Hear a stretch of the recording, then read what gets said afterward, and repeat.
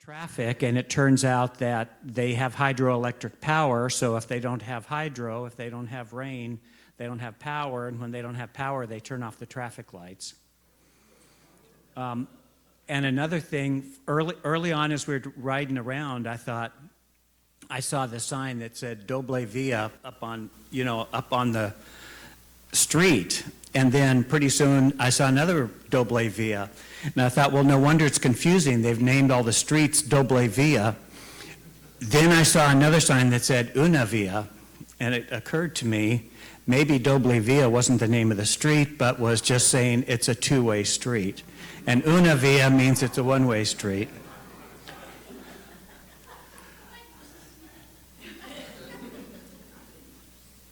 So yeah, there's lots of fun pictures. I know you're all looking at the pictures. I hope you're sort of listening to us a little bit too. So we got there Saturday, Sunday morning we went to church. Sunday afternoon we went to the Panda Vida facility where we fed people, and then we did a VBS. And then during the week we did 2 more VBSs, another one in the next morning in Quito, and later in a city which is north of the equator called Otavalo, where Quito is just south of the equator. They did leave us time for getting to know Ecuador a little bit. We went to a tourist spot on the right on the equator. Somewhere along here you'll see Jeff standing in a big pair of boots with a line between his legs. He's got one leg in North America, the northern hemisphere, and the other leg in the southern hemisphere. So that was right on the equator. And we went to some markets, and we went to, I don't think we went to a museum. We went in Otavalo. We stopped by the government building and conned someone into giving us a tour. And then we were going to meet with the mayor, but at the last minute she got an important call and couldn't meet with us. And then while someone else came in and talked to us about the history and what the government is doing, and then we waited too long, we got locked in the building. So then we had to be led somewhere out the back of the building. One other funny story is about belts. We went to the market, and the people are a little bit aggressive, and one guy came up to me and decided I needed a new belt. He had like 20 belts over his arm, and he wasn't asking me if I needed a belt. It was, do I need a brown one or a black one, what length, he can cut it, blah, blah, blah, blah. And everywhere, with this whole block, everywhere I went, he was following me with these belts, and I was trying to be really polite. I hope I was. But actually I'm going to divert just a little bit. As Ken would say, this is for free. There was a lady with us, Karen, who was Ecuadorian, who was traveling with us. And another vendor was being really aggressive, and Karen looked at her with the sweetest smile and said no, and then no, and then no. And it just got sweeter and sweeter, and I've never seen anybody show so much love telling somebody no.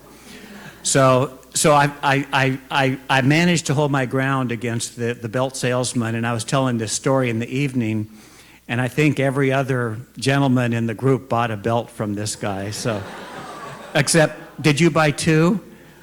Oh, okay. So I don't have a belt to show, but everybody else does. For me, a lot of the meaning of this trip was one simple thing: God's at work in Ecuador. And I think maybe Jeff said this one night, maybe I'm stealing his thunder, but these people need love and they need hope. And they have had rough things happen in their lives, and Panda Vida is there to help them with hope and to love them. And so that was something I learned, and now I'm going to see who else from the team would like to come up and talk about their experience.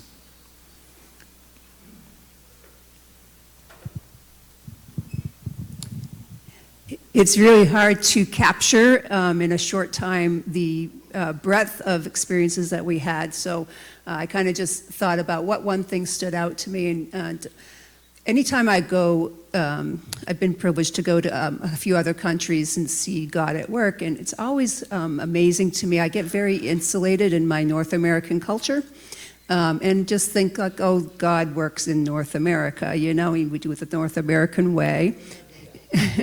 We do it the North American way, and this is the church here. But I'm always impressed by the universality of God's kingdom. It's inspiring and humbling to see people in other countries serving God and serving the people of their country with the same spirit that we do here. And like I said, I tend to get here and I just don't think about that, even though I'm very missions-minded, I'm very active in missions. But to be actually in the country and see that is just a very inspiring, I keep using the word inspiring because it is. It just really lifts you up and makes you be able to recognize how God's kingdom is universal. It is not a North American church, it is a worldwide church. The thing that impressed me the most was the home visits that we did.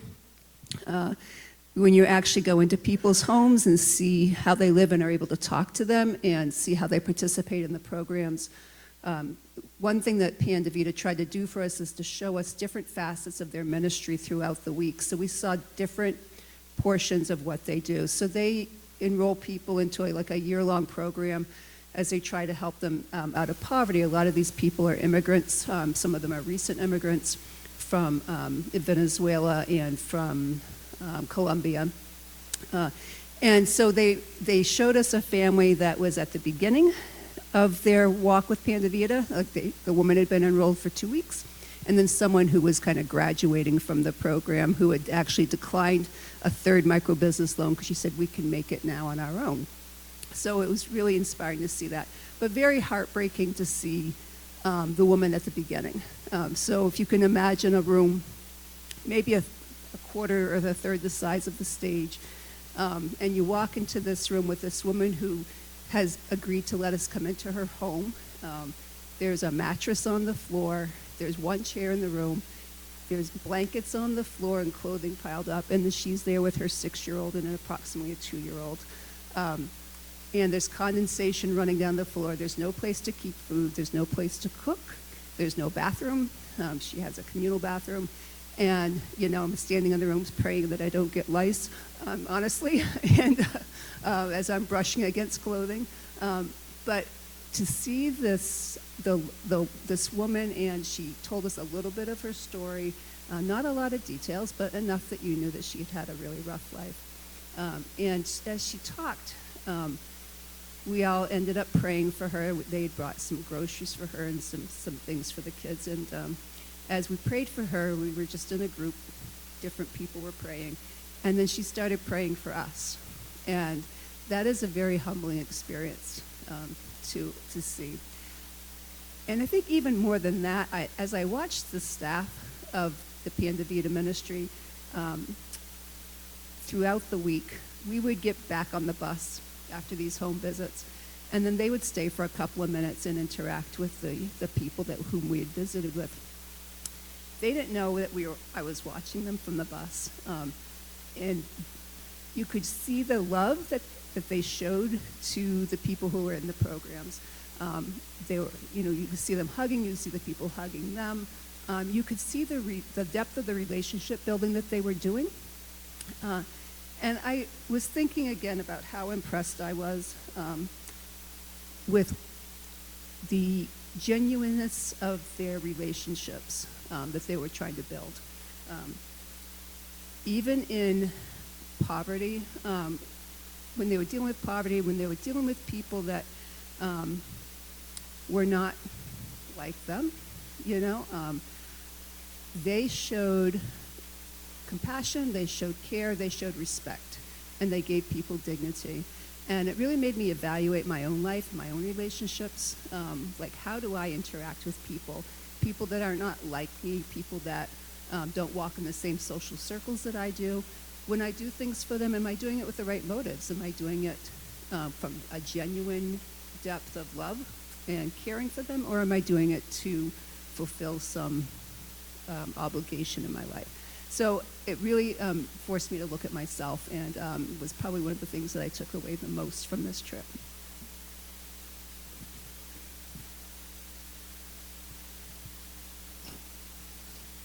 You're probably going to hear a lot of things repeated. Hope you don't mind that. Wendy took all my thunder. That's why you go first, I know. But being the church treasurer, I have to give a financial report first. It's not law, but it's tradition. We had originally requested that we needed to raise $25,000. The church, in its generosity, we raised $27,500. This past week, after spending, paying all the bills for the trip and everything, I just wired $2,277 down to Panda Vida as an additional gift. That's an applause for yourself. Thank you. I did want to share one scripture verse, which I shared down there in a devotional. Oh, okay. I get that. Inverse relationship. Okay. But out of Romans chapter 12, let love be genuine, abhor what is evil, hold fast to what is good. Love one another with brotherly affection. Outdo one another in showing honor. Do not be slothful in zeal. Be fervent in spirit. Serve the Lord. Rejoice in hope. Be patient in tribulation. Be constant in prayer. Contribute to the needs of the saints and seek to show hospitality. That is the mission statement, not their official one, of Panda Vida. And it was ours as we went down there. So there was so much to share, but it was going down there with an open heart to serve other Americans, other Christians. Like Wendy says, we're self-centered in America, and we think of ourselves as the center of the world. We're not, just in case you were wondering. But Ken's sermon today tied in so beautifully, again, with the mission of Panda Vida. He had the three circles up there of cultivating creation, cultivate relationships with others, and cultivate your relationship with God. And that moves forward to create human flourishing if that's done. Again, that's the mission statement unofficially of Panda Vida. That's what they do. They see needs of people, with spiritual and physical needs. They move forward and fill those. Everything they do is deliberate and intentional. The meals they serve. Years ago, they had a team from Duke come down and do a nutritional study of the area, finding out that what they were lacking proteins in their meals. All of their meals are very high in protein, just to be able to serve that need. And that's just one example of how they move and are deliberate. Wendy mentioned the people that they have there, their staff. They're wonderful. The way they interact with others who are not like yourselves. The Panda Vida's offices are in a affluent section of Quito, but the people they serve are far from affluent.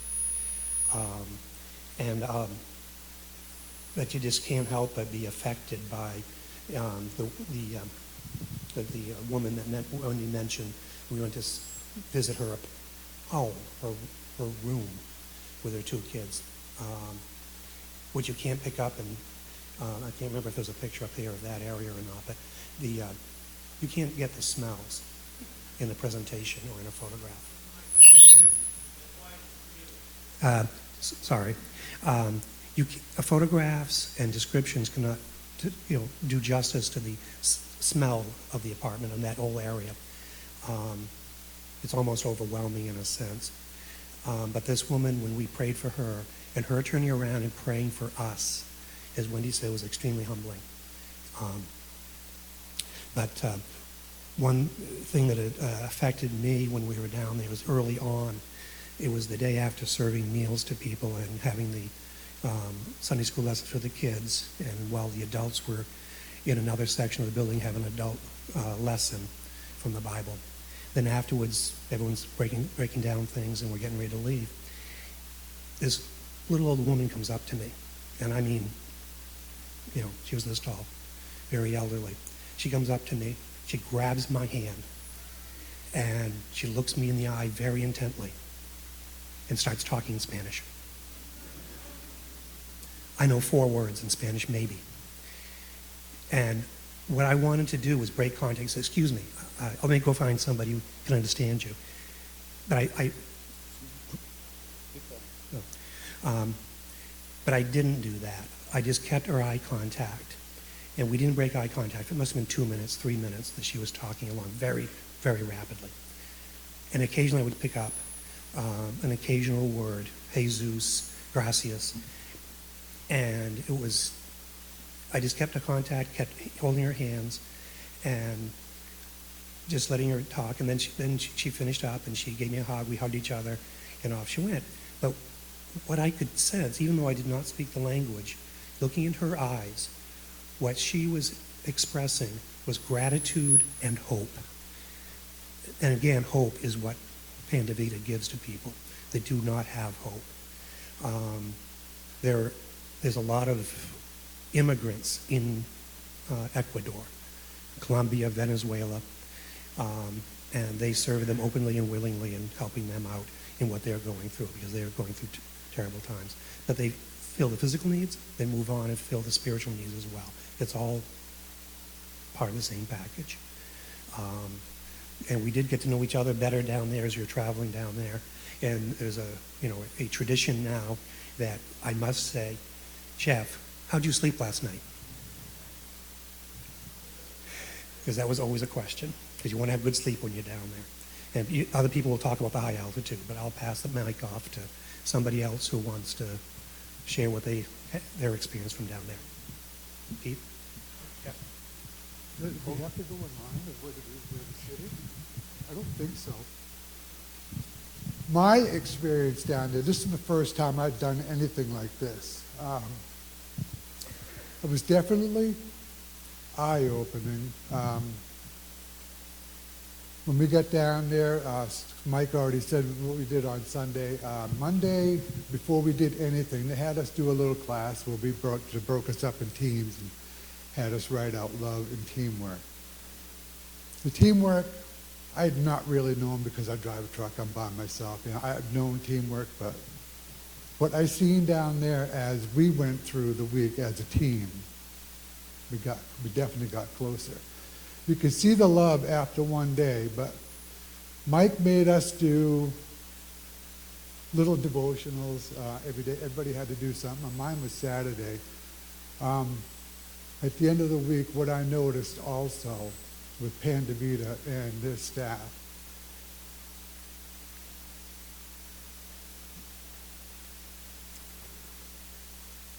comes down to humility. What they are doing is just incredible. I mean, they have a staff of 150 volunteers and you can just feel God's love down there. You can see God at work down there. It's just amazing with these people. It's definitely an eye-opening experience. It's something I think everybody should experience. Even not necessarily Ecuador, but I mean even somewhere around here. It's something you definitely got to experience. It was just an incredible, eye-opening thing. Not what I expected. A lot more. So that's all I have. It's a lot more than what I expected.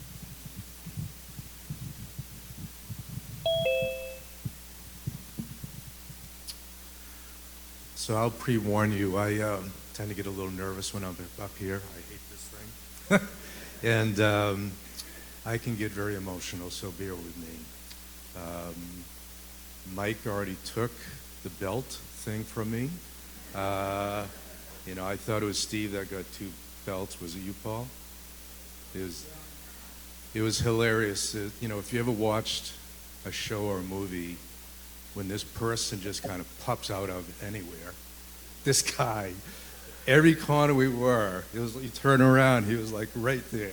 It was like, okay, no belt for me. But anyways, I also, where's Ken? So last week I wasn't here, and I watched this service on YouTube. And Jonathan and Rebecca got up and talked about their time, and they did a wonderful job. But I kind of took a little offense at what Ken said afterwards. He compared my hairline to his. So anyways, you'll be there.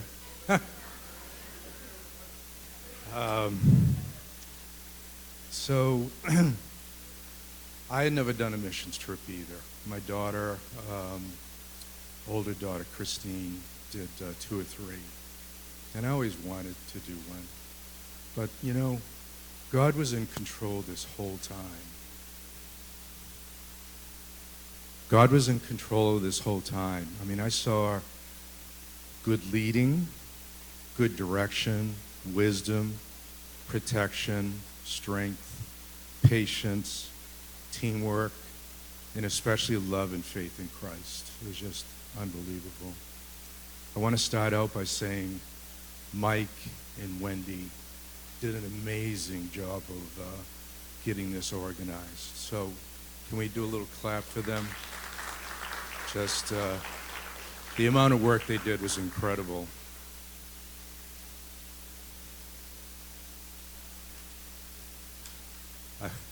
I won't be too long. So deciding to go on the missions trip to Ecuador, it was about serving. I had served a lot in the church over the years, but I'll be honest with you, it's been a while.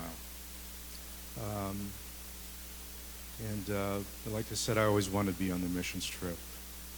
But the Holy Spirit had been speaking to me for a while to serve somewhere, which I'd started to help out with my neighbors. I've been working with my neighbors.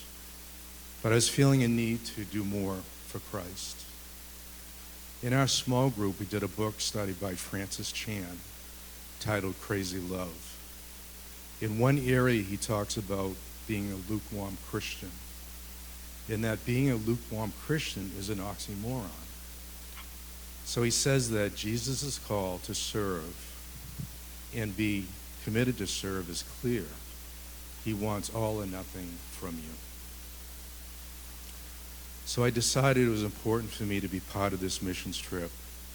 But I had some questions, I had some fears, some anxieties, which a lot of us had, and we talked about that. So I needed to speak to someone, and Wendy was gracious enough to sit down with me. And that fear and anxiety came from the unrest that was going on in Ecuador. And my daughter, Kara, who just graduated from college, it was after our trip. So I was, fearful. Also, she's getting married in October. So I was just really, as a dad, worried that what if something happened to me or Joy? So anyways, Wendy came through and she reminded me that, throughout the Bible, God says, fear not. Rely on my strength. So, thank you. We started the process of preparing for our missions trip and all read this book called Prepare Your Heart. I felt it was very helpful and insightful, especially not putting my thoughts and ideas first, but to realize the way people in Ecuador may do things differently. And we were reminding in Philippians 2, 3 through 4, do nothing out of selfish ambition or vain conceit. Rather, in humility, value others about yourselves, not looking to your own interest, but each of you to the interest of others. So I thought that was really important. I also did an app called Duolingo, try to learn some Spanish, but hola, buenos dias, gracias, thank goodness for Paul, Jonathan, and Rebecca, who helped us out a lot. The team was all set, and I've known these people for 35 years, 30 years, and but I didn't know the young adults, Paul, Rebecca, and Jonathan, very well. So how are we going to get along? How are we going to work together? Right from the beginning, you could see that everything would work out because everyone was so dedicated. Vida, Bread of Life, they're amazing. Steve brought up the idea, the same thing I was thinking about, the 3 circles that Ken brought up today. Perfect, perfect. They bring the love and life of Christ into people's lives. Oscar is an amazing man and a servant of Christ. He has put together a group of volunteers that love Christ and have a heart for serving others. Throughout the week, here comes the emotions. Throughout the week, we're well taken care of, from transportation, food, and a place to stay. I'm not sure about the food. The guinea pig wasn't so good. I don't know if you saw it, but the eyes are looking at you, the claws are there, the teeth are out. But each day brought a different way of serving. Each day was an amazing day of how we were to serve, from serving food to adults and children that we had no idea of their situation at home. The vacation Bible schools, visiting people's homes, spending time in prayer with them, to working on the life farms. Throughout each activity, the team was amazing. And I'm gonna list this. Just Mike, with his leadership, was just amazing. He was just right on target. Nancy had to. She did the teaching to the kids during the vacation Bible schools, and she needed Oscar to do the translating. And it was a lot of work on her part. It was amazing.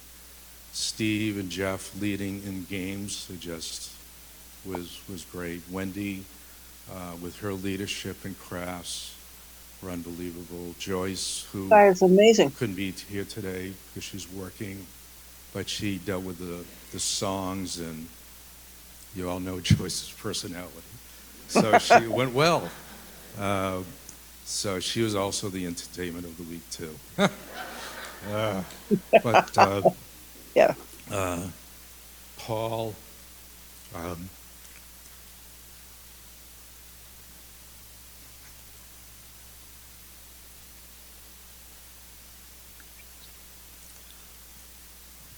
Jonathan, Rebecca, we need to be proud of these kids in this church. They are amazing. So anyways,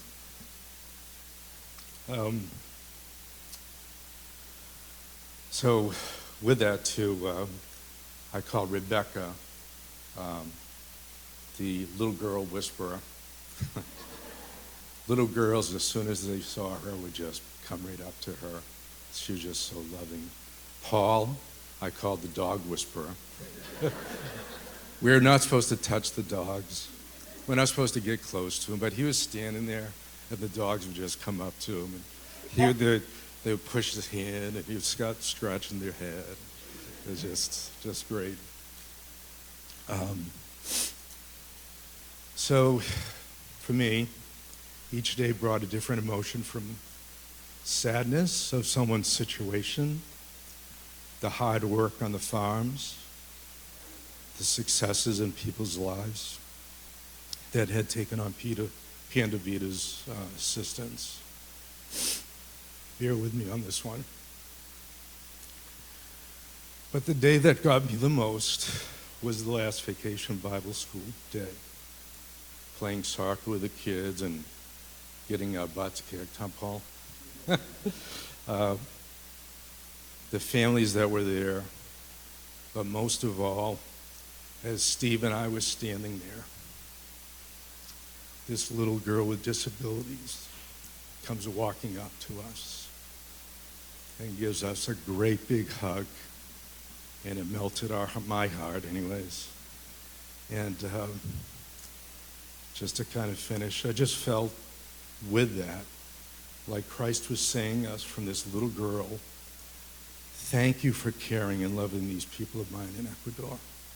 It was a great trip.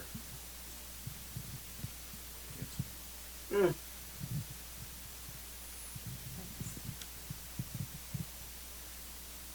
I'm gonna go on this this side so I can have my little pile.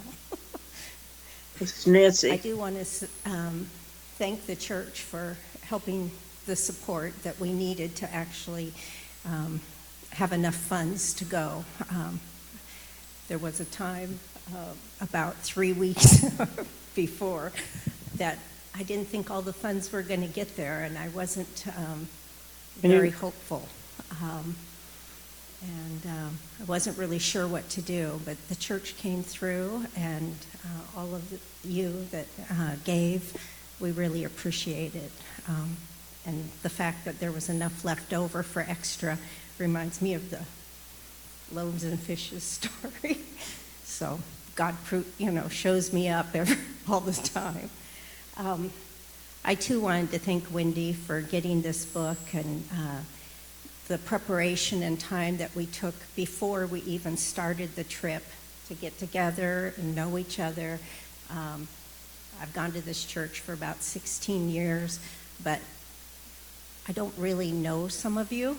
I see you, I say hi, and so I was a little concerned with traveling with other people, how that's going to work out, but we prayed for safety and personalities, and by anticipating some of those things ahead of time, so that was really,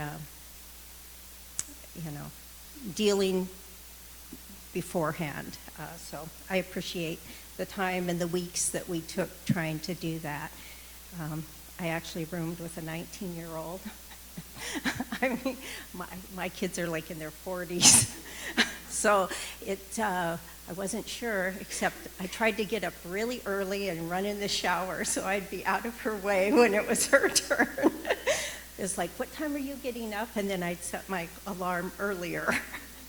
But it worked out well, and Rebecca's quiet.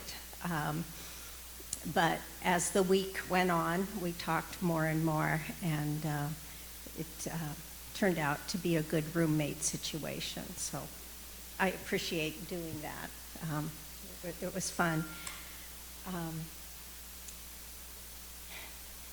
I want to say that when I was thinking about the lessons and what I was going to do with VBS, I really wondered about what impact that would have on people's lives.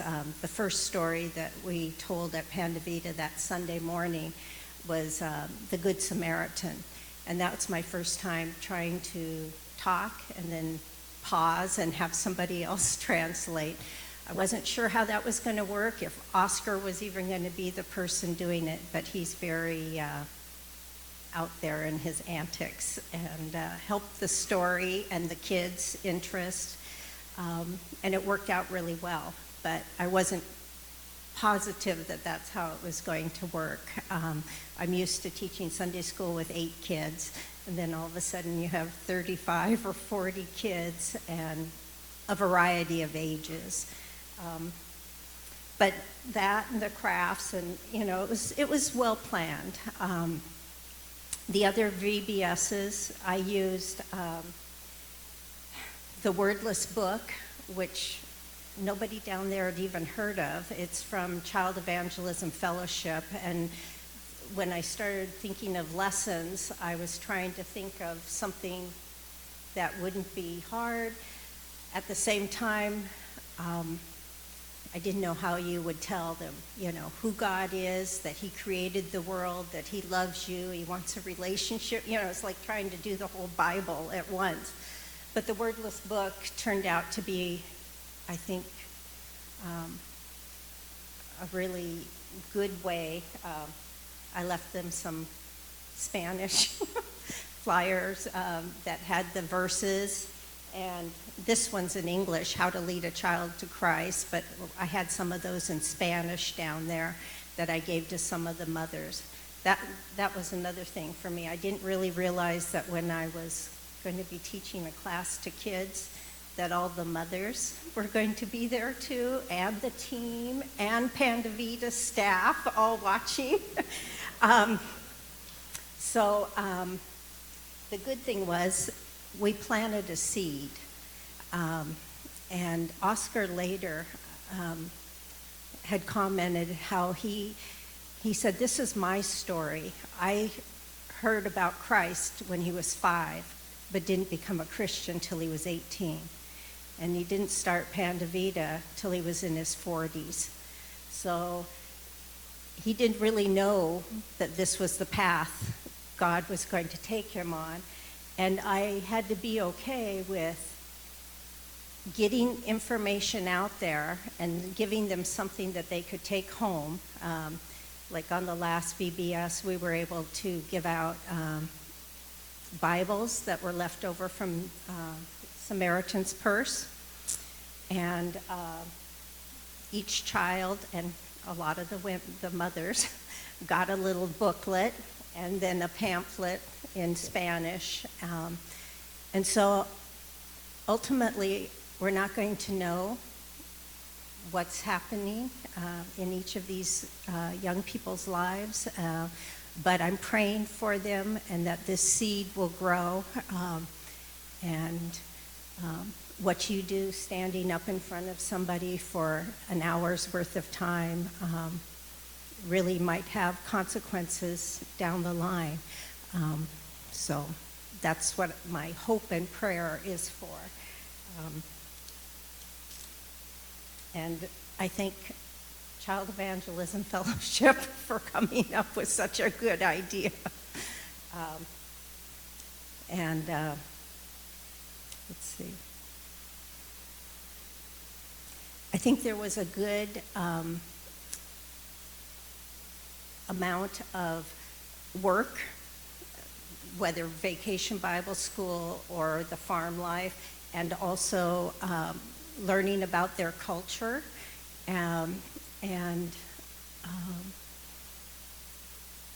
Obviously, a lot of us were affected by the homes that we visited, when people would open their homes to use their bathroom, the bathroom had a door on it, but the other doors in the house had sheets covering the deal, and reminded me that my dad built our house when I was a teenager, and we moved in a little early. It was plywood floors, and there were no interior doors, and the first thing he did was put a sheet up over the bathroom so we could use it. And I'm sure he probably put the bathroom door on first, but I lived that, and it brought it back to me. The fact that a woman would be so gracious as to just bring you into her home. And most of us don't want to bring people into our house unless everything is spotless and, we've cleaned up for weeks and planned a meal and whatever. So it was gracious and giving and humbling. It makes me think I don't have to have everything so perfect and so right before I have people over. And we did a little shopping. I think we went to 2 markets and a little bit at the equator. And I bought a very nice poncho, if a few ladies saw it. A couple weeks ago, I brought it to church of alpaca. I should have bought more. But we really divided up between shopping, culture, the live farms, and the VBS teaching, and serving at Panda Vida too. I think some of the men took off the benches and sanded them down so they could be painted, things like that. Oscar had told us that years ago when they started doing some of the teams, they'd be exhausted because you would go and do something every single day that was work. And I think people kind of lost some of the other parts of spending time with people and learning more about their culture, eating in their places. We went for coffee twice. That was really big. And so I think When I went the Oh, first don't time be in sorry about 2007, this. I went as a Three of them. bridesmaid in my 50s, which was unexpected. And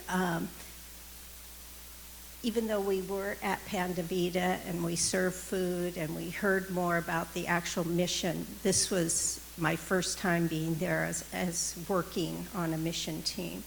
And to see the difference from 2007, when they would have people line up outside on the street and bring them in for a meal and then tell them a Bible story twice a week, to what they've become over the time. And even though being on the board and dealing with their finances and stuff over the years, I had no idea how much it had changed over time and how they had reinvented themselves. There's that saying, give a man a fish, but now they're really trying to teach them to fish for themselves. And to see that change, and I don't know exactly how that occurred. I know originally they tried to teach women to sew, and it doesn't sound like sewing's the big thing anymore. It's individual businesses, and they start with seed money. Remember I said about leaving the little book as a seed? They start with $100 is what they will give you to start like a business. And I know that there's a story of a man who now has 5 street churro things. But when he started, he had a whole plan and came to Panda Vida with a business plan and wanted a certain amount of money. And they said, no, we're going to give you $100. He's like, that's not going to work. But then he went back, and he actually started, I think, with chickens. And then from chickens, he was able to make some money and then move on and have one churro street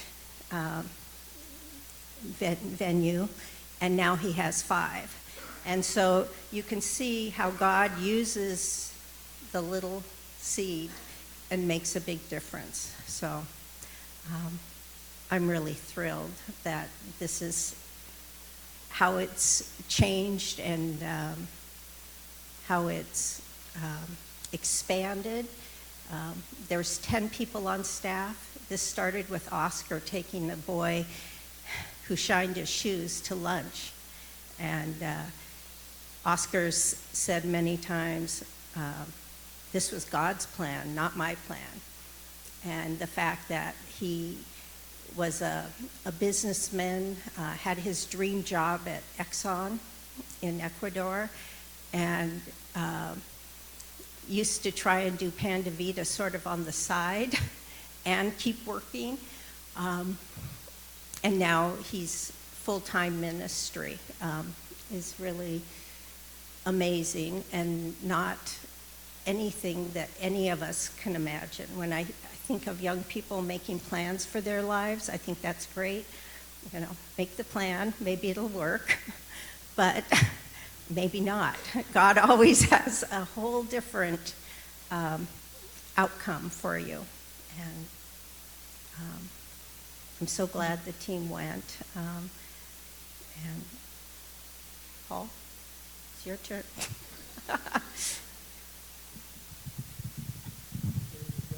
Wow. Yeah.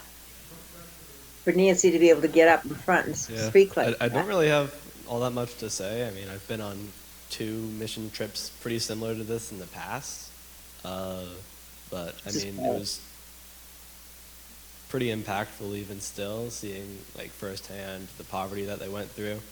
And I mean, I originally wanted to go on the trip because I just finished my 2nd semester at like a secular school and haven't really been seeing God working all that much through that section of my life. But I mean, being pretty refreshed going to a country and seeing this ministry, which is very based on the principles of the Bible, and it made me feel a lot more better about what God's doing in the world and how he can use me for it. And I speak quite a bit of Spanish, so I felt like I was a pretty good help there with helping between translating with the team and Pan de Vida. And yeah, it was a lot of good work doing physical labor as well. I enjoyed that aspect of it. That's really all I got. Thanks, everyone. I do have, of course, a couple things that came to mind I wanted to mention. One was one afternoon, after whatever morning work we had, we met in Otavala, the second city we were at, which was north of the equator.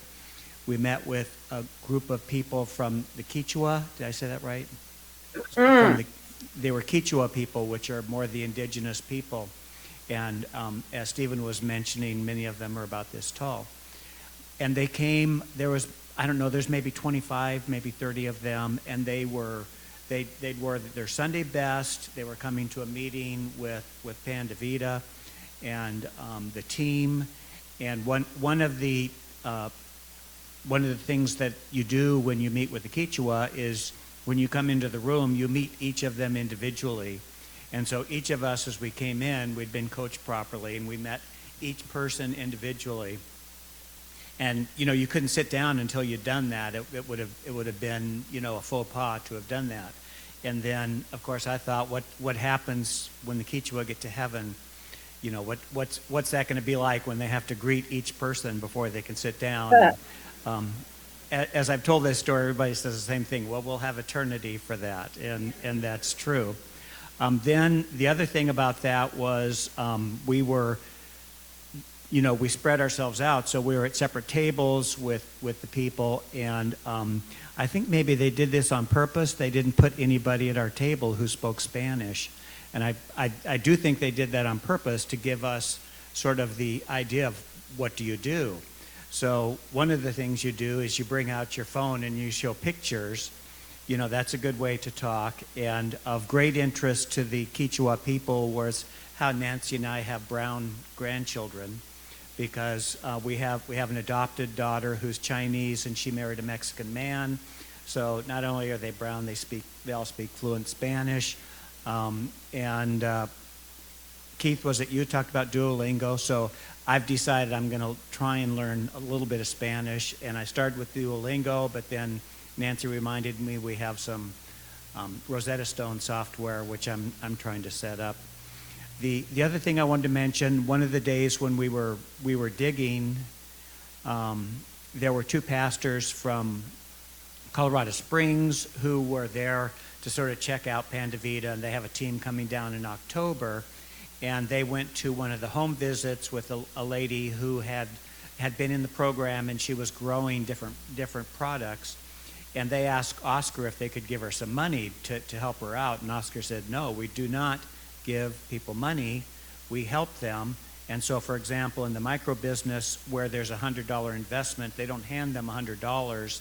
They find out what they need to run their business. So one of the people we met with was she and her husband came from Venezuela. She'd been with the government. He was an engineer. And she didn't like working for the government because it was corrupt, and so they moved to Ecuador, and they couldn't find work, and so they met with Pan de Vida, and the decision was made that they would open a small business repairing appliances like dishwashers and refrigerators. So the $100 investment went to buy parts for them to be able to make those repairs. And so we met with that lady, and one of the things that impressed me was she had a big sheet on the wall where she had done her strategical analysis, her strengths, her weaknesses, the opportunities, threats that had led them into the business that they selected. One other thing that I thought was funny, when we were all buying belts or not buying belts, Paul comes back with a guitar. So they weren't selling guitars, but there was a guy with a guitar, and somehow Paul conned him into selling him his guitar and got a really good buy. And another funny story was when we were at the the tourist place on the equator. I think it's called the center of the world. I forget what it is in Spanish.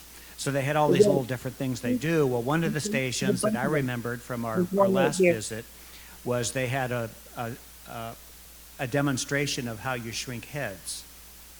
Oh. And so there were all these different stations about, how you prepare the head and how you get the skull out and all these things. So I wasn't sure how everybody would react to that, and I was watching Rebecca as there was a little shrunken head in a glass case that they represented was a real shrunken head, and she's looking at it, and she took a picture, and as she's walking away, she says, "That's so awesome." So I suppose if you know Rebecca better than I, you would know that would probably be what she would say. So any questions? Pardon? Okay, Yes. that's great. You can ask us questions after. We'll hang around. Let's close in prayer. Lord, thank you for the Quechua and what they teach us about community. Thank you for Panda Vida, who is helping the poor people in Ecuador with Ecuadorian people and with some funding from people like us in the United States. We ask that you will continue to bless that ministry, help them to act wisely, and help them to continue to bring the gospel to people who are hungry for it. Amen.